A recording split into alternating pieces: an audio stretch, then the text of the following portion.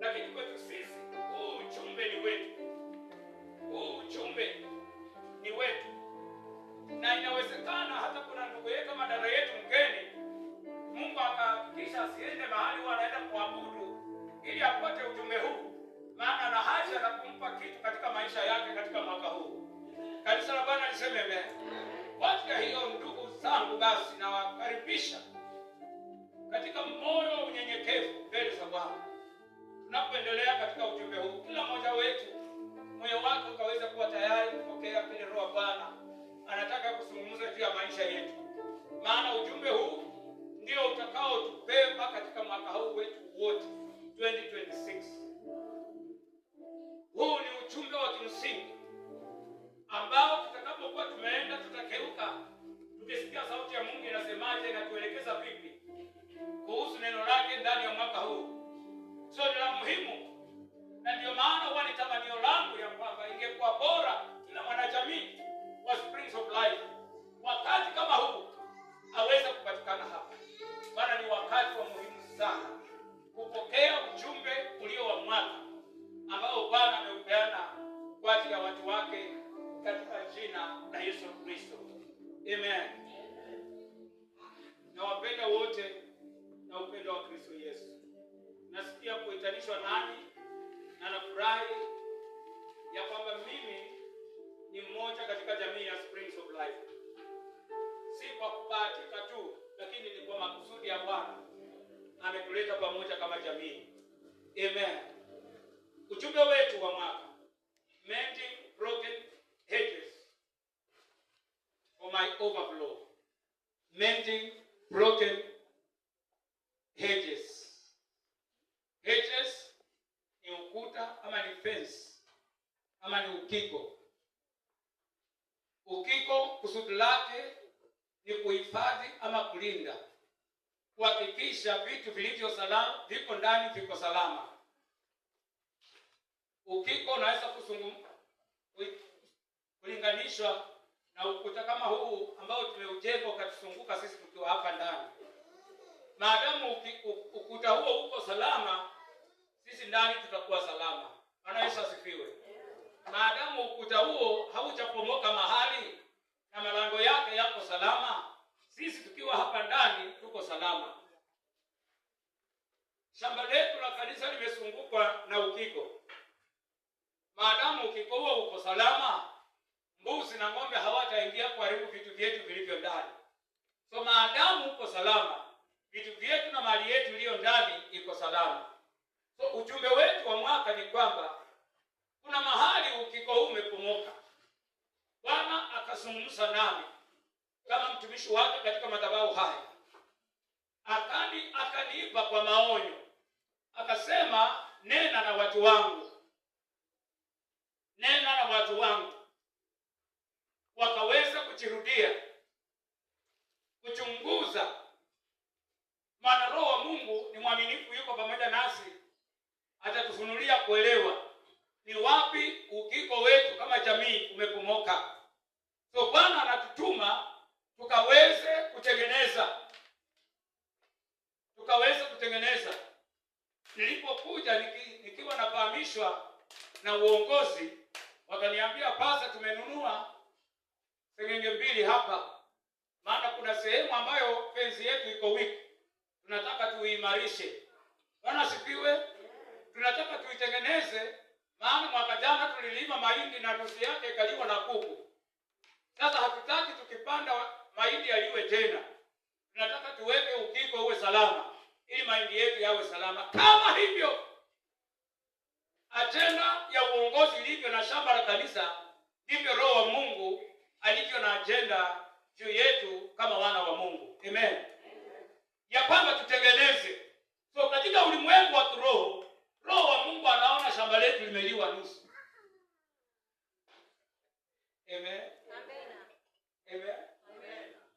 Roho wa Mungu ameona ya kwamba shamba letu la kiroho limeliwa nusu. So akanituma kama mjumbe wake ya kwamba enda ukaonye watu wako wakaweze kutengeneza boma. Maana niko tayari vimepomoka. Hata nikiachilia vitaenda, havitasuhilika, havitakaa viwafae. Vitaenda na kuku, vitaenda na mbweha wadogo wadogo. Bwana Yesu asifiwe. Vitaenda na ng'ombe. Sasa wakitengeneza ukiko, vile nitakavyoviachilia itakuwa salama. So ni juu yetu kama jamii. Ni juu yetu kama jamii. Kila mmoja wetu akaweza kutafakari. Kama binafsi mimi ambaye ni mchungaji, ni wapi ambao nimeacha ukiko ukapomolewa na adui? Kila mmoja wetu aweze kujiuliza, ni wapi nimeacha ukiko ukapomolewa? Kama jamii tujiulize, ni wapi tumeacha ukiko ukapomolewa? Na Roho wa Mungu atakavyotuelekeza, na tukiwa waaminifu kutii kila ambacho Roho wa Mungu atakuwa amenena nasi, kanisa litapona, kanisa litaongezeka, na neema ya Bwana itakuwa tele katika maisha yetu. Amen. Na viriba vyetu vitafurika, kapu zetu zitafurika. Tutakuwa na wimbo mpya katika jina la Yesu. Amen. So Mungu anasema yuko tayari kuachilia utele, the overflow, the increase. Yuko tayari kuachilia. Lakini wanangu, shughulika na kutengeneza ukiko. Tulisoma somo letu la msingi na ningependa turudi pale. Roho Mungu anatuambia ya kwamba wanangu, yani tusijihesabie haki juu ya jambo hili. Asiwepo mtu hata mmoja tukiwa tumekaa hivi atasema mimi sina shida. Roho Mungu ametuona sisi wote tuna shida, na ametuita. Hata mimi nikisema mbele yenu sina shida, Roho Mungu anasema mwanangu nimekujua. Wewe ukisema sina shida, hawa ndio wana shida, Roho Mungu anasema mwanangu najua. Usipeleke lawama kwa wengine, maana nimekujua. Tusome neno hilo la msingi katika kitabu cha Zaburi 139. Tunatarajia kupata wageni. Pastor Geoffrey atakuwa anachunga pamoja nasi. Pastor Wasike kutoka Likoni atakuwa anachunga pamoja nasi. Nitaomba Asha atawaleta katika nafasi zao, na viti vimetengwa kwa ajili yao pale mbele kwa wakati watakapokuwa wanaingia. Kwa heshima ya kwanza mwaka pamoja na ibada maalum tulio nayo ndani ya siku ya leo. 139 1-16. 139 1-16.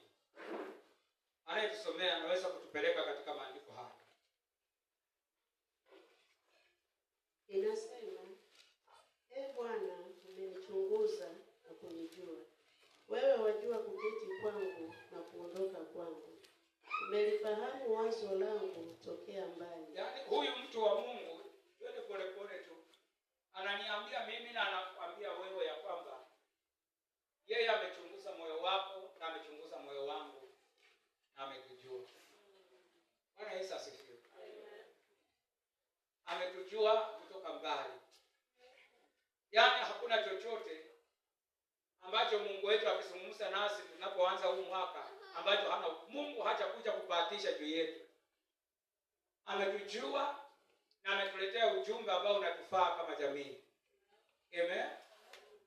Tuendelee. Mstari wa 3. Umepepeta kwenda kwangu na kulala kwangu. Yaani kupepeta ni kumaanisha amekukeuza mawazo yako yote, hata yale ambayo yako katika moyo, yale ambayo unawaza juu ya ndugu yako, yale maneno ya uchungu ambayo pengine wanaongea juu ya ndugu yako ukijua hana habari. Bwana Yesu asifiwe. Ile hasira na kile kikwazo ambacho uko nacho juu ya ndugu yako, wewe ukiwa huna habari na kwamba ndugu yako anajua, na kweli hajui, lakini Mungu anasema nimepepeta. Yaani amehakikisha hata kile ambacho naona umekificha, anasema nimekijua. Amina. Amejua zile hasira ambazo umezibeba katika moyo wako. ameelewa yale makwazo ambayo umekwasika. Anasema mwanangu, nimekujua. Ndio maana ninataka nisungumze nawe, maana nakujua. Endelea mama. Tarudia. Umepepeta kwenda kwangu na kulala kwangu. Umeelewa na njia zangu zote. Maana hamna neno ulimini mwangu usilolijua kabisa. Bwana, umenizingira nyuma na mbele, ukaniwekea mkono wako. Mstari wa 6. Maarifa hayo ni ya ajabu, yanishinda mimi. Hayadirikiki, siwezi kuyafikia. Yaani huyu mtumishi wa Mungu amekuja kushangaa ya kwamba hata mambo ambayo anayoweka moyoni yeye peke yake, hakuna mtu ameambia, hakuna mtu ana habari, lakini amekuja kujua kumbe Mungu anayajua. Sasa anasema Mungu, wewe unanishangaza. Yaani unanishangaza Mungu. Roho Mungu anazungumza na mtu. Amen. Amen. Sikisa watakatifu wa Bwana. Is the year of God to release his overflow. Ni mwaka ambao Mungu anataka aachilie utele. Vikapu vyetu wacha kujaa, kisuko na vifurike. Mungu ana haya makusudi ndani ya mwaka huu. Lakini anasema mwanangu, nimeuchunguza moyo wako mimi.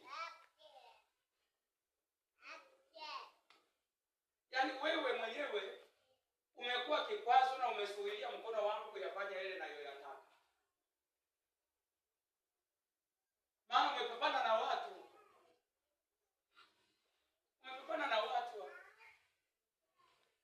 Umewakasirikia watu.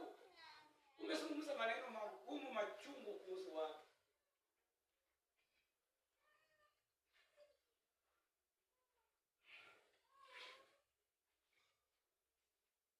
Sasa huyu mtumishi wa Mungu anashangaa. Kwani wewe Mungu ulinielewa kitu?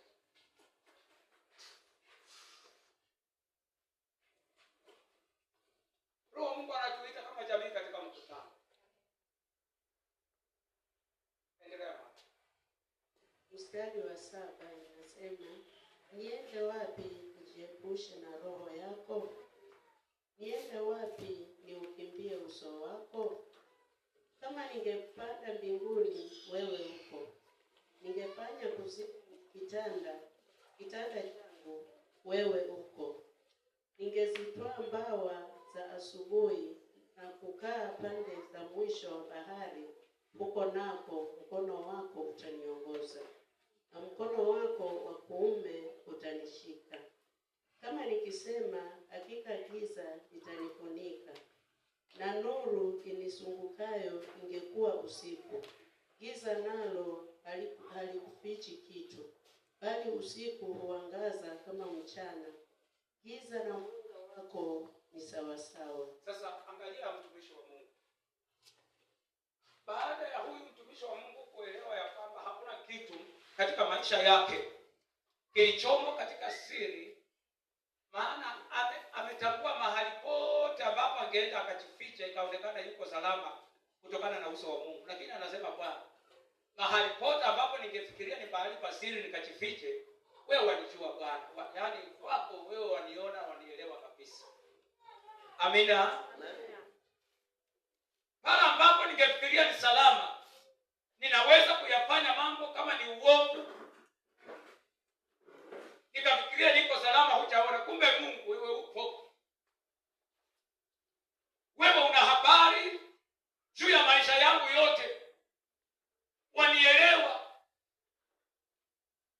So Mungu anapozungumza nasi kutuonya, ni kwa kuwa ametuelewa.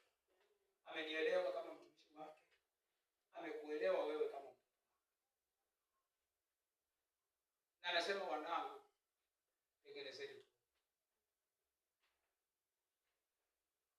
Endelea umalize. Mstari wa 13. Maana wewe ndiwe uliyeniumba mtima wangu. Uliniunga tumboni mwa mama yangu. Nitakushukuru kwa kuwa nimeumbwa kwa jinsi ya ajabu ya kutisha. Matendo matendo yako ni ya ajabu, na nafsi yangu yajua sana. Mifupa yangu haikustirika kwako, nilipoumbwa kwa siri, nilipoungwa kwa ustadi pande za chini za nchi. Macho yako yaliniona kabla sijakamilika, juoni mwako ziliandikwa zote pia. Yaani Mungu, kwa kuwa Bwana wewe ulinijua, na kwa njia hiyo ndio kaniumba katika njia ya ajabu na ya kupendeza.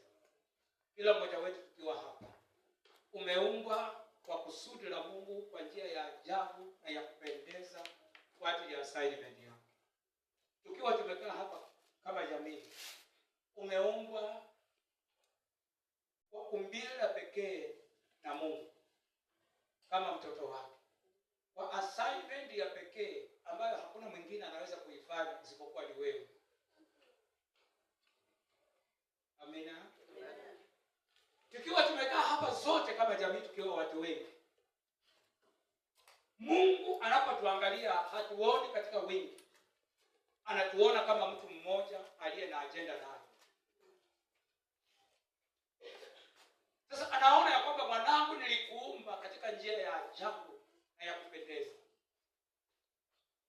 Mwandishi anasema hata kabla mimi niumbike, wewe ulishuhudia na ulinijua. Kabla niwe ulinijua, na kabla kukamilika kwangu uliona mwisho wangu, na ukaniumba katika njia ya ajabu ya kupendeza Bwana, kwa makusudi yako ya pekee. Amina. Tukiwa tumekaa kama jamii, hakuna mtu aliye duplicate kwa mwingine. Hakuna. Mnaweza kuimba sauti moja, unaweza kuhubiri kama mwingine, unaweza kufanya mambo yakafanana na mwingine, lakini machoni pa Mungu hakuna duplicate. Kila mmoja ni speciali. Hawezi ukambadilisha na mwingine. Mungu ana agenda na kila mmoja wetu kama mtu. Kanisa la Bwana liseme amen. Amen. Lakini Mungu akiwa ametuumba kama watoto wake katika njia special, kinachomshangaza ni kwamba moyo wa Mungu haupepi mtu, lakini sisi tunapepa. Moyo wa Mungu hauchukii mtu, lakini sisi tunachukia. Sasa Bwana akiwa mbinguni anasema, wanangu, mwaka huu 2026 kuna neema ya pekee. Kuna neema ya pekee. Kuna neema ya pekee juu ya jamii ya Springs of Life. Kuna neema ya pekee. Neema ya utele. Neema ya utele. Lakini wanangu, tengeneza pombe. Mwambie jirani, tengeneza pombe. Hili ni jukumu langu sasa. Hili ni jukumu langu na ni jukumu lako. Wewe mteule wa Bwana. Ni jukumu lako. Hili si jukumu la kuhamishia mtu mwingine. Sauti ya Bwana inanena na kila mmoja wetu ya kwamba tengeneza pombe.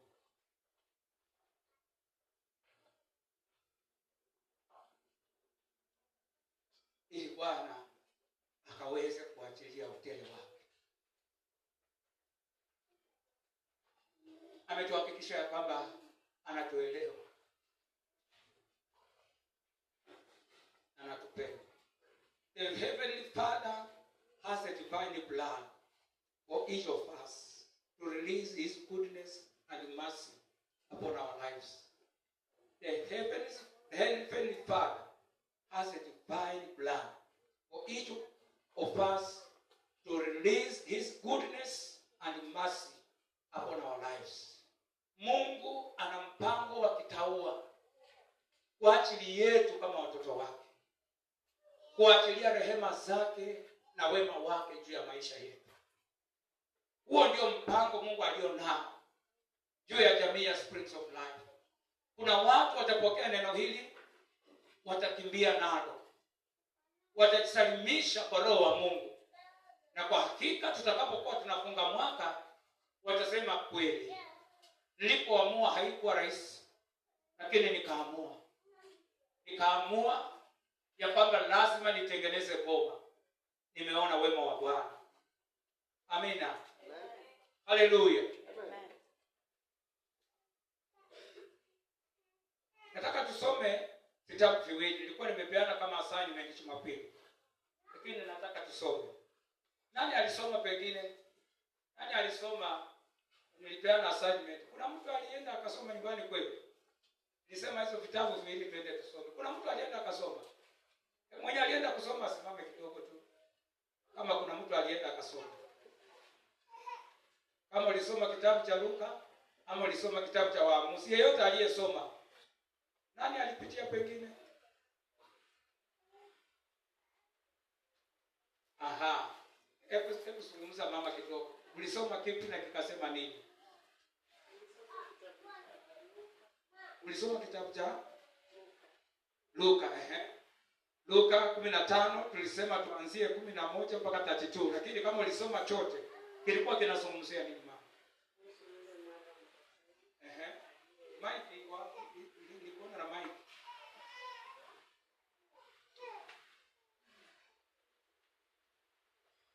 Nilisoma cha Luka mlango ni wa 15 kuanzia mstari wa 11. Inazungumzia kuhusu yule kijana ambaye aliitisha babake mali ama urithi wake, na akaenda akaharibu na akajipata ya kwamba hana chochote. Lakini akafika mahali akaamua ndani ya moyo wake ya kwamba atarudi kwa babake. Hakubaki hivyo kula alipokuwa ameenda, ya kwamba sasa nilikosana na baba, sina vile naweza rudi. Lakini aliketi chini akajihoji katika moyo wake na akasema, mimi nitarudi kwa baba yangu. Amen. Mungu akubariki. Bwana Yesu asifiwe. Wacha tusome sasa kitabu cha Waamuzi. Tusomewe kitabu cha Waamuzi mlango wa 11. Mstari wa kwanza hadi 11. Mending broken hedges for my overflow.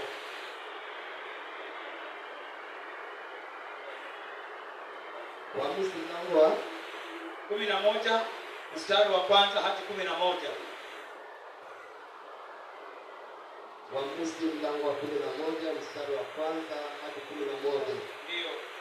Basi huyo Yefta Gileadi alikuwa mtu shujaa sana, naye alikuwa ni mwana wa mwanamke kahaba. Gileadi akamzaa Yefta. Mkewe huyo Gileadi akamzalia wana, na hao wana wa mkewe hapo walipokuwa wamekuwa wakubwa wakamtoa Yefta na kumwambia, wewe hutarithi katika nyumba ya baba yetu, kwa sababu wewe mwana wa mwanamke mwingine. Ndipo Yefta akawakimbia hao nduguze, akakaa katika nchi ya Tobu, na watu mabaradhuli walikwenda na kutangamana na Yefta, wakatoka kwenda pamoja naye. Ikawa baadaye wana wa Amoni wakapigana na Israeli. Ikatukia hapo wana wa Amoni walipopigana na Israeli, wazee wa Gileadi wakaenda kumtwaa huyo Yefta katika ile nchi ya Tobu. Wakamwambia Yefta, njoo wewe uwe kichwa chetu, ili tupate kupigana na wana wa Amoni. Yefta akawaambia wazee wa Gileadi, je, ninyi hamkunichukia mimi na kunifukuza nitoke katika nyumba ya baba yangu? Basi kwani kunijilia hivi sasa wakati mlio katika taabu? Wazee wa Gileadi wakamwambia Yefta, kwa ajili ya hayo sasa tumegeuka kukuelekea wewe tena, ili uende pamoja nasi na kupigana na wana wa Amoni, nawe utakuwa kichwa chetu juu ya wenyeji wote wa Gileadi. Basi Yefta akawaambia wazee wa Gileadi kwamba wanirejeza kwetu tena ili kupigana na wana wa Amoni, naye Bwana akiwatoa mbele yangu, je, mimi nitakuwa kichwa chenu? Wazee wa Gileadi wakamwambia Yefta, yeye Bwana atakuwa shahidi kati yetu, hakika yetu tutafanya sawasawa na neno lako. Ndipo Yefta akaenda pamoja na wazee wa Gileadi, na hao watu wakamfanya awe kichwa tena mkuu juu yao. Naye Yefta akanena maneno yake yote mbele ya Bwana huko Mispa. Amina. Naweza kuachia pale. Kanisa la Bwana liseme amen. Nataka twende pole pole kama jamii. Roho Mungu amenihakikishia kutana na maisha ya watu wake. Amen. Mungu wetu amenihakikishia ya kwamba yu tayari kwa ajili ya maisha yetu kama jamii. Ikiwa tutasikia onyo la moyo wake na kile ambacho roho wake anazungumza kwa kanisa lake.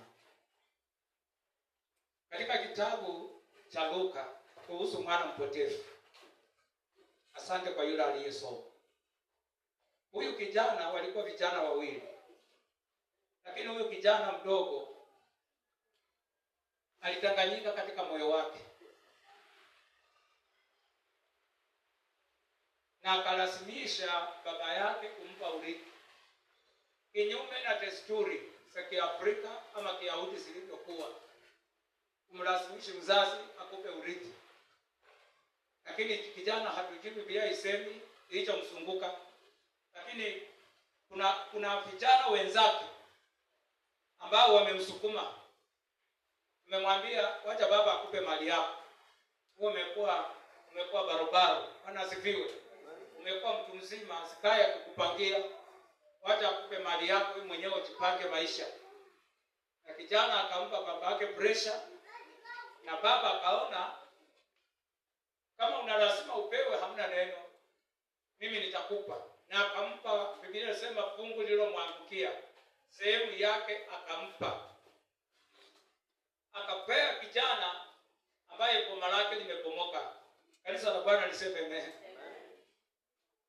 Wacha niwaambie watu wa Mungu. Kuwa na mali si shida. Kuwa na mali si shida. Niwaambia kuhusu rafiki yangu mmoja. Hapo ukipita Gerenya hapo. Aliyekuwa na wasungu, wengine kutoka inaitwa Switzerland ama wapi. Wengine anatoka Chama. Ana wasungu, amenunuliwa mpaka magari. Lakini alikuja, ukiona mtu anapanda kwa jumba anze, alianza na madirisha na milango akatoa. Akauza. Akaanza kupanda kwa bati. Hii nyumba si kwa nini nyinyi hamuoni mkipita pale? Isipokuwa ni kama imeuza sasa. Ukipita Gerenya hapo chini kidogo nyumba iko hapo. Ilikuwa milango imetolewa, madirisha imetolewa. Na ameanza kupanda juu kung'oa mabati. Alikuwa na mali kutoka Swiss, alikuwa na mali kutoka Germany. Lakini hiyo mali ikaisha. Maana boma ya kuilinda ilikuwa imefanya nini? Imepomoka. Sasa kuwa na mali si shida. Kama boma imepomoka itaenda tu. Amina. Kama boma limepomoka kuenda itaenda. Haitakaa. Sasa huyu kijana akapewa mali. Maisha yake, boma lake halina ulinzi. Akachukuliwa.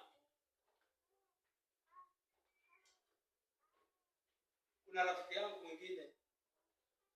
I think ni mke wangu na ndugu yangu Joshua wanaweza kujua, anaitwa Adam. Nimeenda nyumbani nikaambiwa hali yake ni ya kusikitisha sana.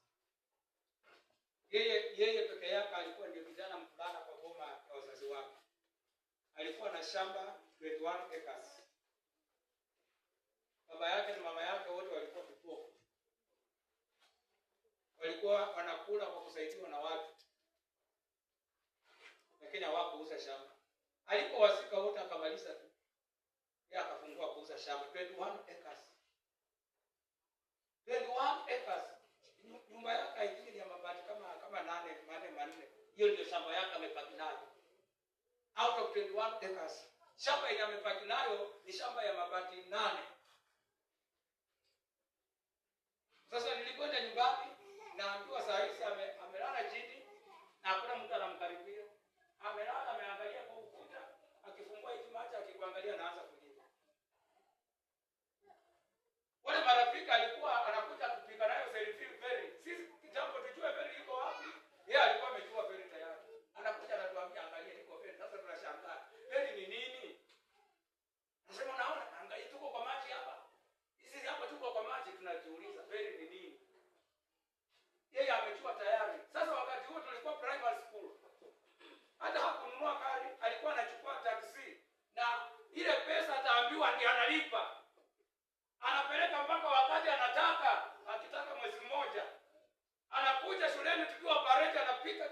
baba bareti.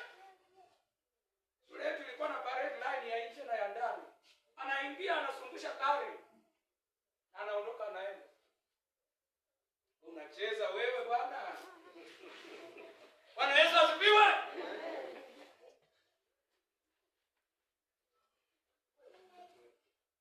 Alipata mali lakini boma lilikuwa limepomoka. Boma lilikuwa limepomoka. Alikuwa salama. So kijana huyu mpotevu akapata mali, akapewa na babake mali.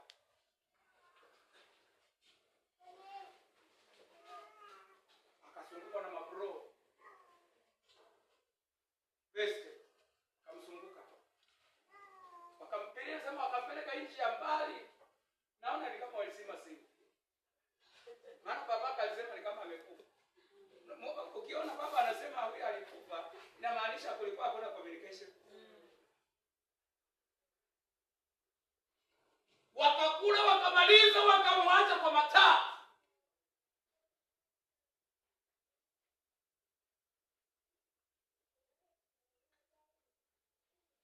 Najua mtu akisema ameachwa kwa mataa anamaanisha nini? Bwana Yesu asifiwe. Ni kwamba kuna mwangaza na huoni.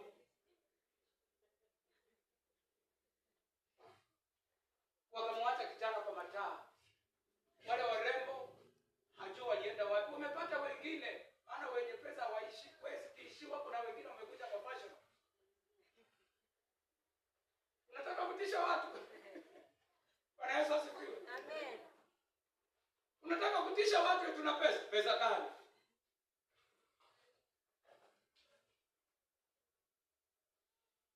Kijana akaachwa kwa mataa. Kwao alikuwa hatajifundisha kufanya kazi.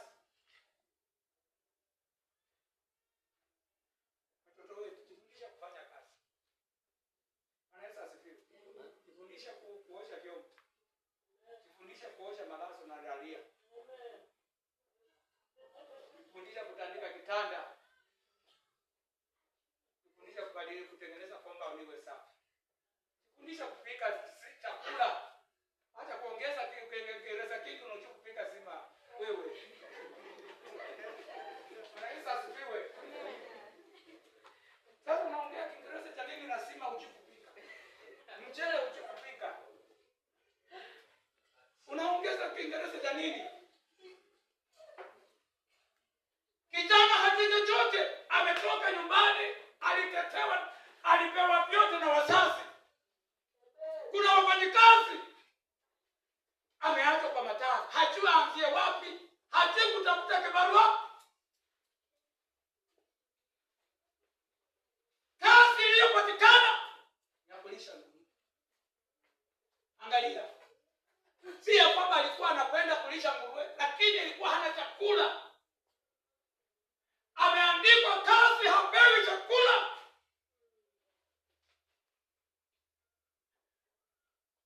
Kile chakula cha nguruwe ndio anaficha kule. Mali katikati ya boma lililopomoka.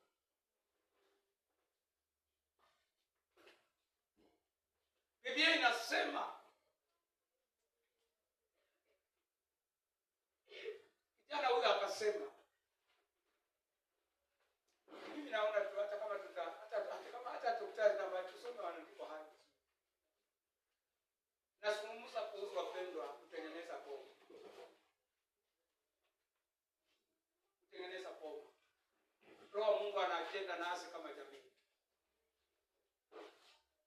Tusije tukajipata katika hali ya aibu.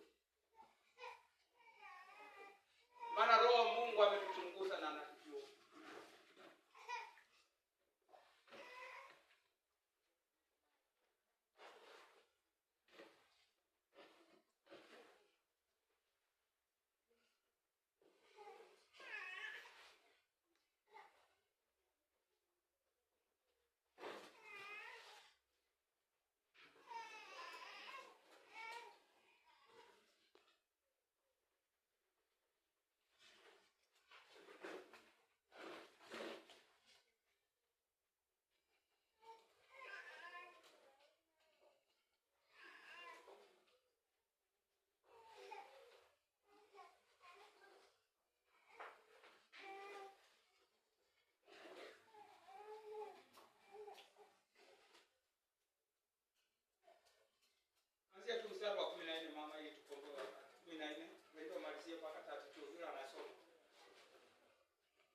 15, Luka 15 anzia mstari wa 14.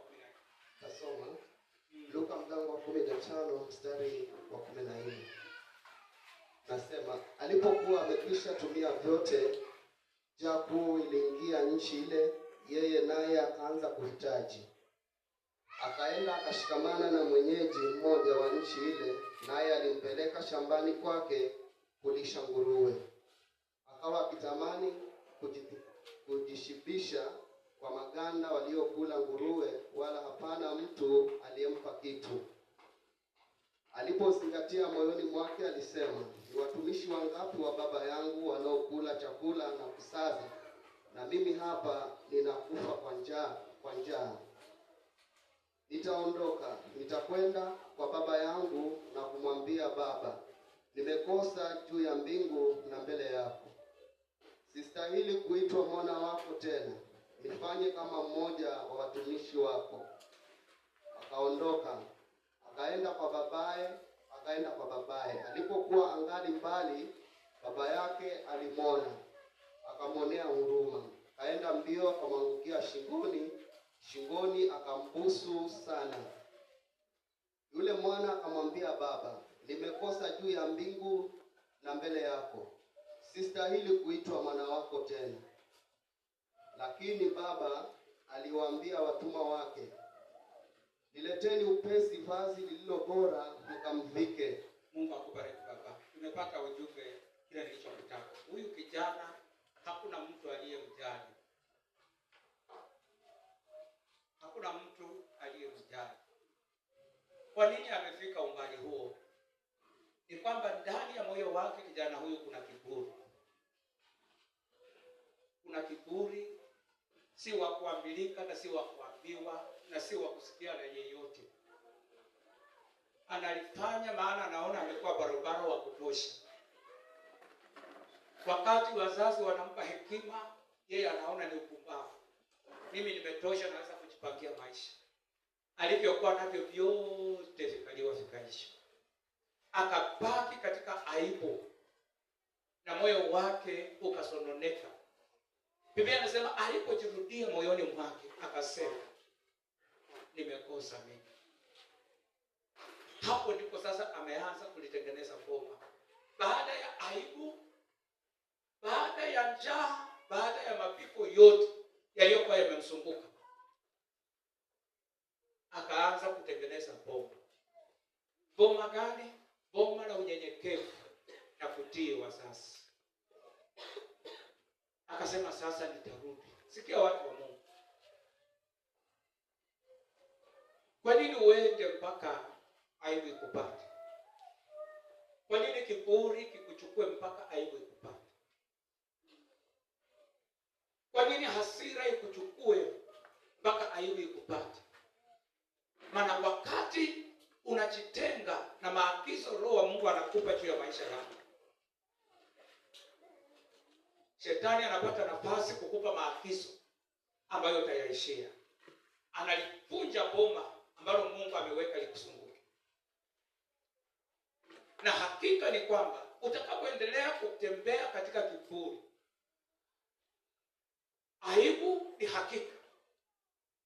Maisha mabaya ni hakika. Swali ni yatakupata lini? Amen. Ukiendelea kutembea katika chuki, ukiendelea kutembea katika roho ya ukabila, mwisho ni aibu. Swali ni itakupata lini? Hiyo peke yake ndio swali. Lakini kukuja juu ya maisha yako itakuja. Lakini Bwana anasema, nenda na wanangu watengeneze boma. Kabla aibu, Bwana Yesu asifiwe. Niachilie neema yangu ya baraka juu ya maisha yangu. Niachilie neema yangu ya utele juu ya maisha yangu. Kijana akajirudia na akasema, mimi nitarudi. Aliamua yeye mwenyewe. Angeendelea kukaa katika kiburi na kujihesabia haki, angekufa. Hangeishi wala hangeona wema wa Bwana katika maisha yake. Amina. Lakini alipoasimia na kusikia Kile Roho wa Mungu ananena juu ya maisha yako. Alifanya maamuzi ya kurudi. Ulitengeneza boma na kujenga penzi upya tena. Sikia watu wa Mungu. Angalia vile wazazi wako anamkumbatia. Anajaribu kusungumuza kipindi nimekosa, baba haoni, anaona moyo ulio tayari kutengeneza boma. Anaona moyo wa mtoto wake aliyekuwa mjeuri lakini amegeuka amemrudia tena. Kwa kumsikia tena, anamkumbatia. Akamuingiza katika utele tena. Amina. Shida haikuwa baba yake, shida haikuwa ya kwamba mali ilikuwa hakuna. Shida ilikuwa ni kwamba kijana huyu alikuwa amekataa kutengeneza boma. Alikuwa amekataa kujenga penzi upya ya mahusiano na wazazi wake.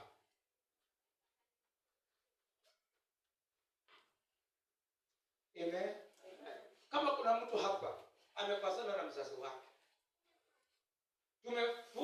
tumefunga mwaka tukaruka, mlikwaruzana, hata moyo wako na uchungu juu ya mzazi wako, ni kweli unaweza unakuwa na sababu kabisa, lakini Roho wa Mungu anasema tengeneza boma. Tengeneza boma.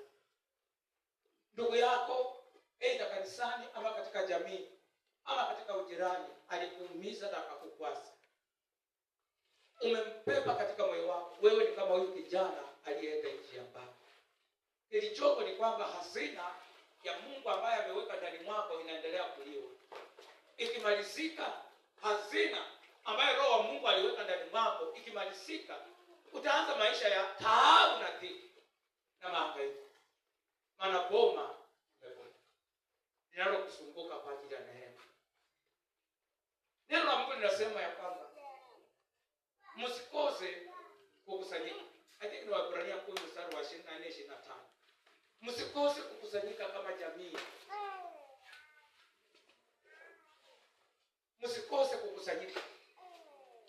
Boma likifunjika, watu wa Mungu wakose kukusanyika, adui sasa anapata nafasi kuingilia maisha yao na kukula hazina ambayo Mungu aliweka ndani mwao. Baada ya muda vijito vya neema ya Mungu vitakuwa vimekauka. Utaishi maisha ya jangwani. Utaishi maisha ya kung'ang'ana ukiwa na uchungu na kubeba watu katika moyo. Amina. Kijana akasema, sitakaa maisha haya. Sitakaa maisha haya. Nitarudi. Na alipoamua kujenga upya boma ambayo ndio uhusiano yeye na wazazi. Hakika tunaona baba akimuingiza katika utele. Anasema sitakuchukua mwanangu kama mfanyikazi. Mungu hata kuchukua kama mfanyikazi. Anakuhesabu kama mwana aliye katika urithi. Amina. Amen. Ni juu yako wapenzi. Ni nani atakayesikia kile Roho wa Mungu analia? Ni nani atakayekuwa tayari kupokea kile Roho wa Mungu ananena juu ya jamii?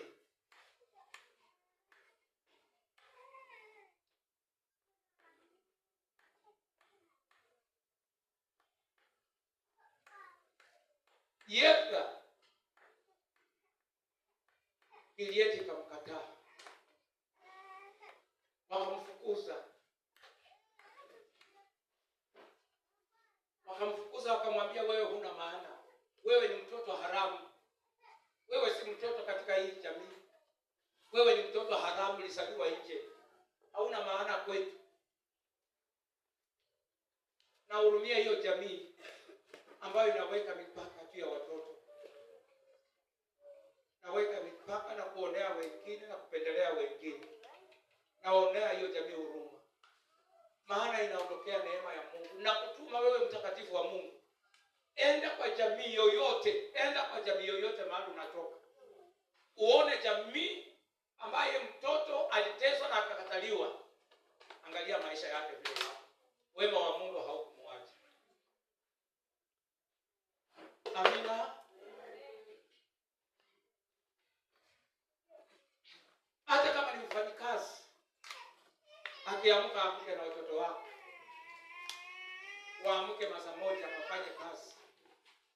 Asifanyishe kazi kama punda, maana unamlipa. Mungu amemleta tu kwa mikono yako awe wa baraka. Asiwe punda kwako.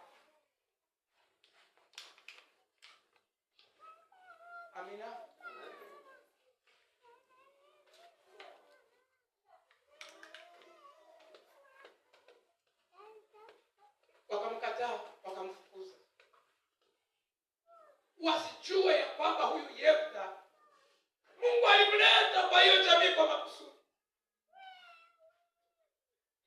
Alikuwa amejua ni nini ameezeka ndani yake.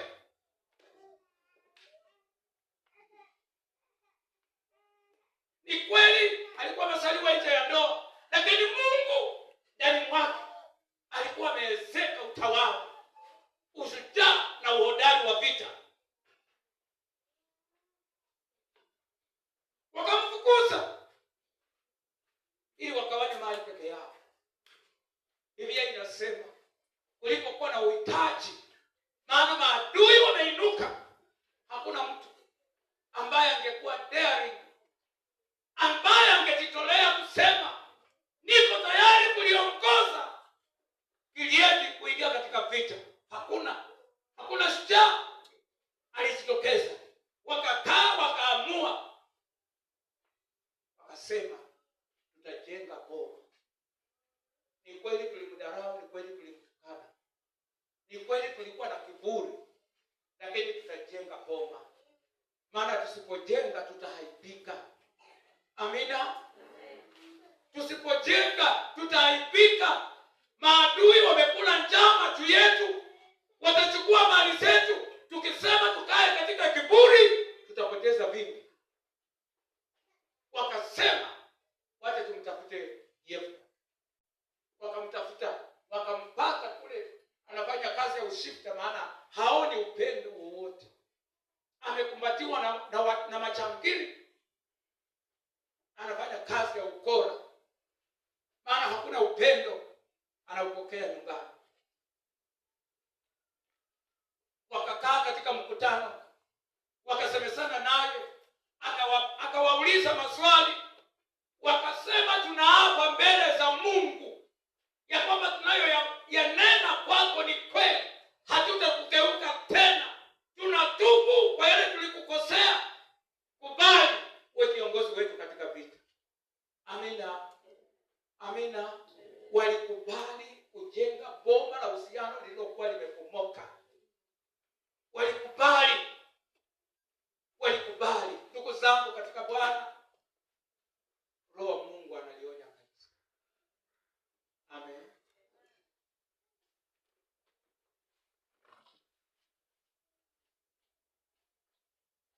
Roho wa Mungu analionya kanisa.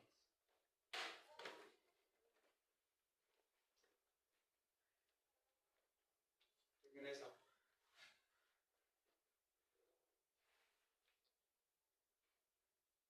wakakubali, wakaondoa uhasama, wakatubu kwa maovu yote waliokuwa wamefanya kwa kijana huyu, na akakubali. Na baada ya kubali kutengeneza boma, Mungu aliwapa ushindi Gileadi hapo hapa. Nauliza wasomaji wa Biblia, aliwapa Gileadi ushindi ama hawapo hapa? Je, wangelikataa na kujihesabia haki na kusema yeye ni nani, aibu ingekaa katika malango yao. Ndugu zangu katika Bwana, ni mwaka wa kujitengeneza boma. Kwa yule atakayekuwa haraka kupokea ujumbe huu, maana Roho wa Mungu huwa analazimishi. Roho wa Mungu analeta hekima na ushauri. Kwa yule anayekubaliana naye haraka na kukubali, neema ya Mungu inamjilia juu ya maisha yake. Yule anakuwa tayari kukubaliana na kile Roho wa Mungu ananena juu ya kanisa lake, ndipo wepesi wa Mungu utakapotujilia katika maisha yetu, katika jina la Yesu. Amen. Wakakubali kurudi chini na kunyenyekea, na Mungu akawapa ushindi mkuu mbele ya mataifa mengi. Akawapa ushindi katika jina la Yesu. Heshima na baraka zako haziko katika kukaa mgumu wa moyo, siko katika wepesi wa kuvunjika na kutengeneza tena boma lililovunjika. Amen. Hallelujah. Hallelujah. The Heavenly Father has a divine plan for each of us to release His goodness and mercy upon our lives. He assembles His people purposefully to fulfill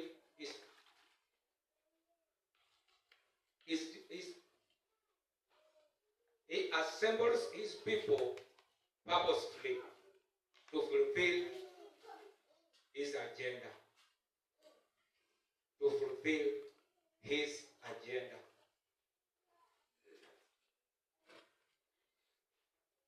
He assembles His people purposefully to fulfill His agenda. Mungu hukusanya watu wake kwa makusudi.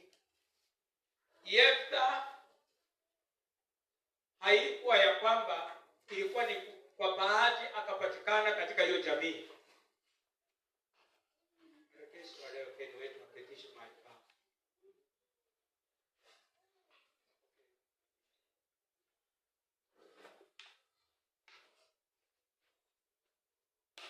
He assembled His people purposefully to fulfill His agenda. Mungu huwakusanya watu, nazungumza na jamii ya Springs of Life Ukunda. Hauko hapa maana hakuna makanisa mengine ya kuenda. Kanisa la Bwana liseme amen. Hauko hapa maana hakuna kanisa lingine la kuenda. Yako mengi. Bwana Yesu asifiwe. Yako mengi, makanisa mengi yako ya kuenda. Yako mengi. Lakini Mungu kwa makusudi yake aliyoyajua yeye mwenyewe alikuleta katika madhabahu haya. Amina. Akiwa na kusudi ya kwamba akikuleta wewe, anilete mimi, alete yule mwingine.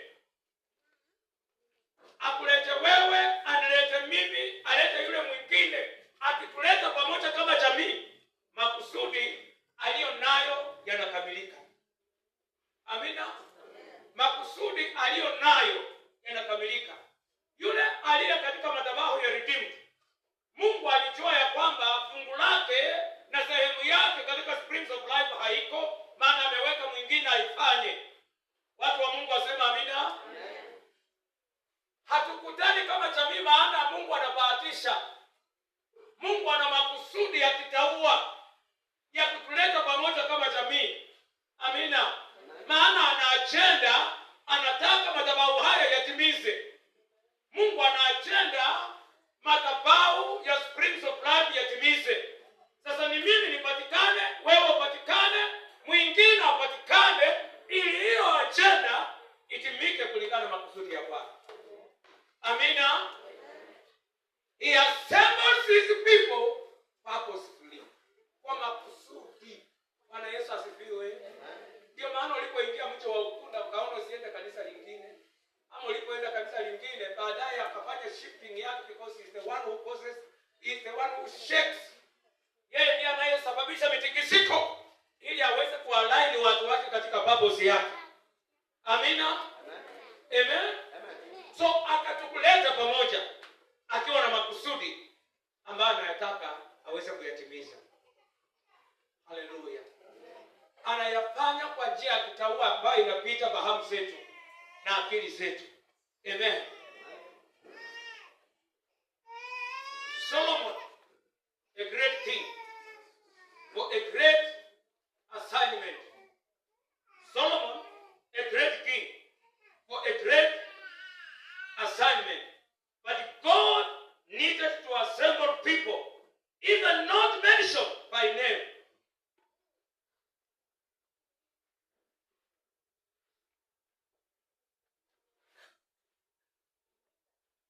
So as to make sure the big plan is achieved for God's glory.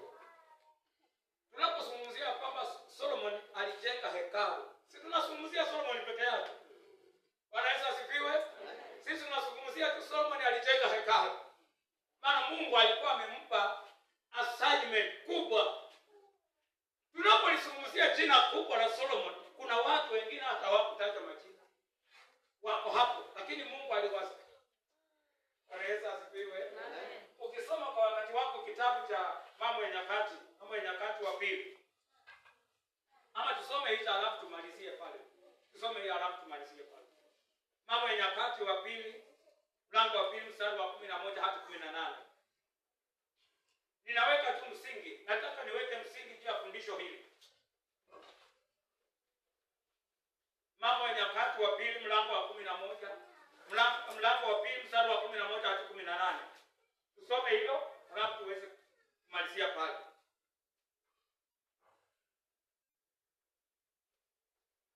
Mambo ya Nyakati wa pili mlango wa pili mstari wa 11 hadi 18.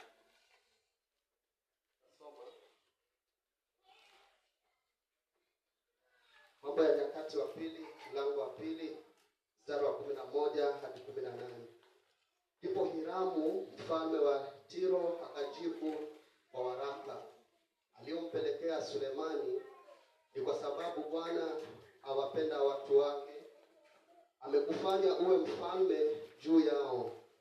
Hiramu akasema tena, ahimidiwe Bwana Mungu wa Israeli, aliyezifanya mbingu na nchi, ambaye amempa mfalme Daudi Bwana wa hekima, mwenye busara na akili, ili amjengee Bwana nyumba kwa ufalme wake.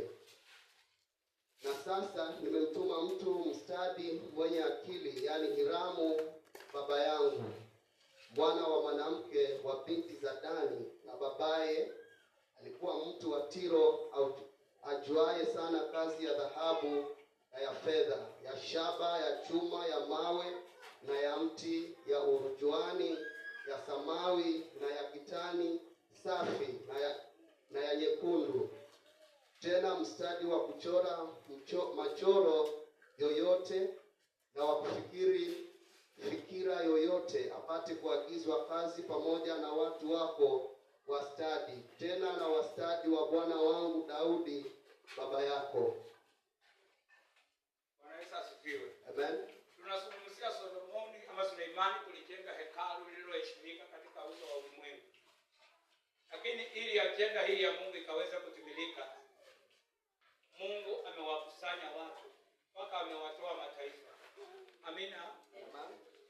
Huyu mtaalamu ambaye anakuja kufanya kazi ya umaridadi katika nyumba ya Bwana, Mungu hajamtoa Yuda wala Israeli, ameenda kumtoa nchi ya mbali ya Syria. Maana Mungu anakusanya watu wake kwa makusudi. Kanisa la Bwana liseme amen. Watakatifu wa Bwana wasema amina. Haleluya. Kwa nini nazungumza mambo haya ya upenzi katika Bwana? Nataka kuileta sura jamii ya Mungu ikaweze kuelewa hakuna mtu hana maana katika nyumba ya Bwana. Hakuna mtu hana maana. Nani ajuaye mtu huyo ndiye ameletwa na Bwana? Ametolewa nchi ya mbali, ameletwa alete maridadi.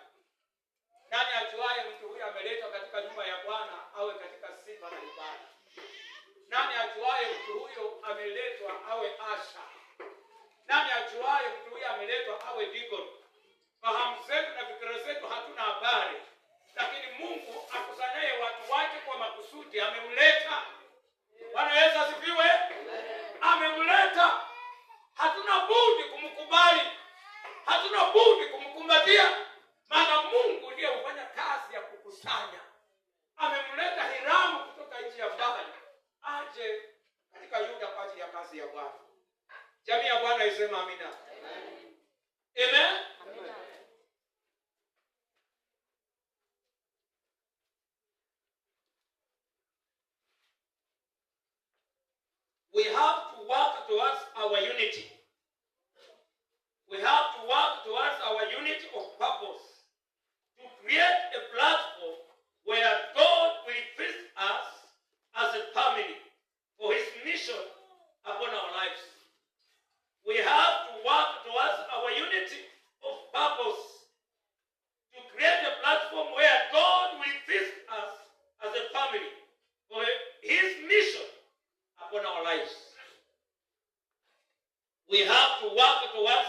unity of purpose. Lazima kama jamii, kama wana wa Mungu, lazima kila mmoja wetu ajitokeze. Kila mmoja wetu lazima ajitokeze. Tukishaelewa hiyo ya kwamba dadangu Mama Dorcas hapa ameletwa kwa ajili ya kazi ya Mungu ikamilike, ameletwa ndugu yangu Masha, maana akikosekana yeye hakuna mwingine atakayekuwa katika, amemleta kwa makusudi. Amen. Tukielewa hivyo ya kwamba hakuna mtu aliyepotea njia akaingia hapa, lakini amekusanywa kwa makusudi ya Bwana. Sasa ni lazima kila mmoja wetu awe tayari. Lazima kila mmoja wetu awe tayari kuelewa na kujitokeza kulipa karama, kuhakikisha ya kwamba mazingara ya ndugu yako kusalia katika nyumba ya Mungu yako. Jamii ya Mungu isema amina. Watakatifu wa Bwana wasema amina. Lazima kila mmoja wetu tukishaelewa ya kwamba akikosekana, pengine ndugu yangu Danica mwenyewe awe na kiburi kama Kora alivyokuwa na kiburi, maana Mungu alikuwa amempa Kora assignment katika nyumba yake, lakini akawa na kiburi na akatoka. Mtu akitoka na kiburi chake, Mungu atainua mwingine. Lakini ikiwa sisi hatutatengeneza mazingara ya kwamba kila mmoja wetu asikie amepokelewa,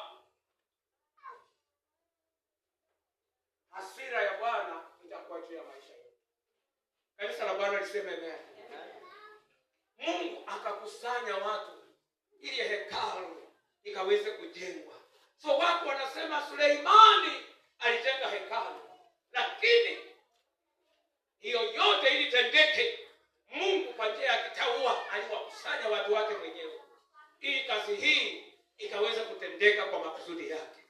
Ni juu ya kila mmoja wetu katika moyo wake akaweza kuasimia na kusema, nitakuwa tayari kwa ajili ya Bwana, nitakuwa tayari kulijenga boma, nitakuwa tayari kutengeneza mahali palipopomoka. Amina.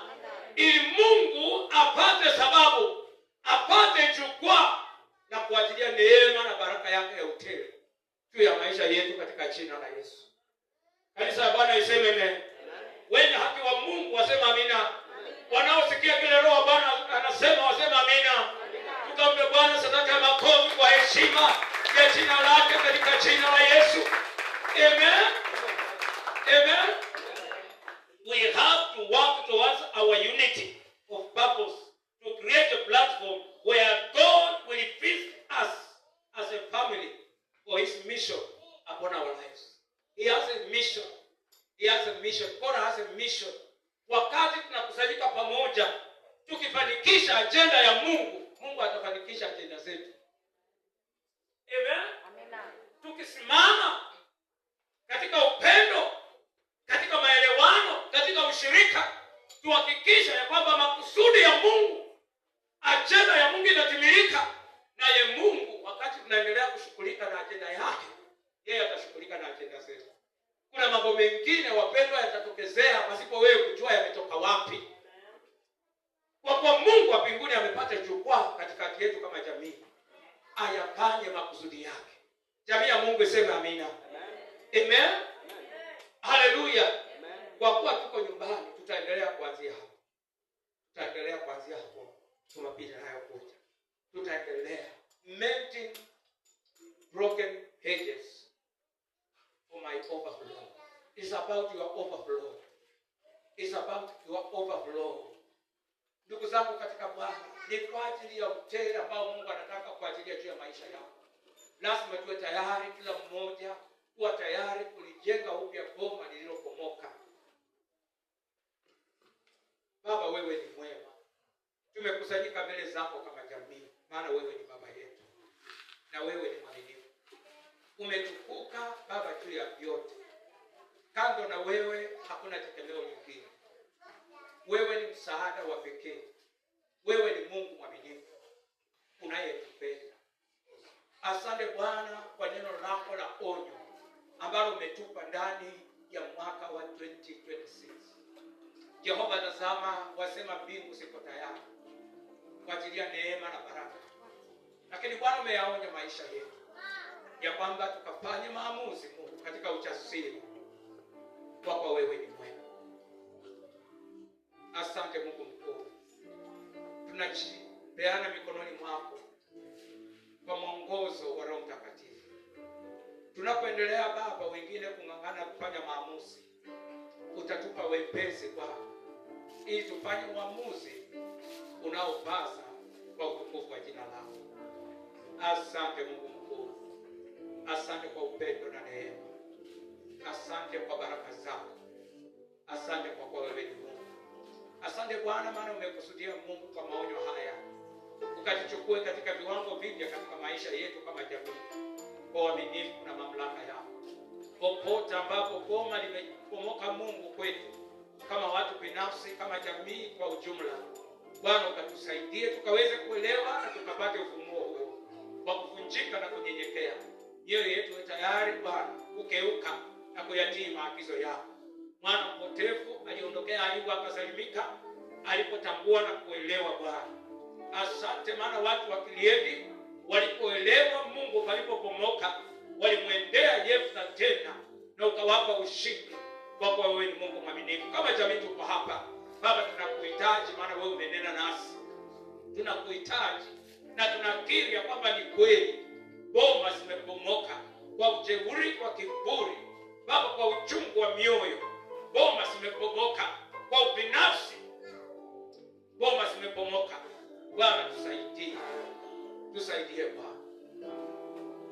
Asante Mungu kwa Kristo Yesu uliye Bwana Mwokozi. Baba naomba nikusalimu. Jamii ya Bwana iseme amen. Tukampe Bwana sadaka ya makofi katika jina la Yesu Kristo. Katika jina la Yesu Kristo, katika jina la Yesu Kristo. Amen. Amen. Amen. Ndani ya nyumba tume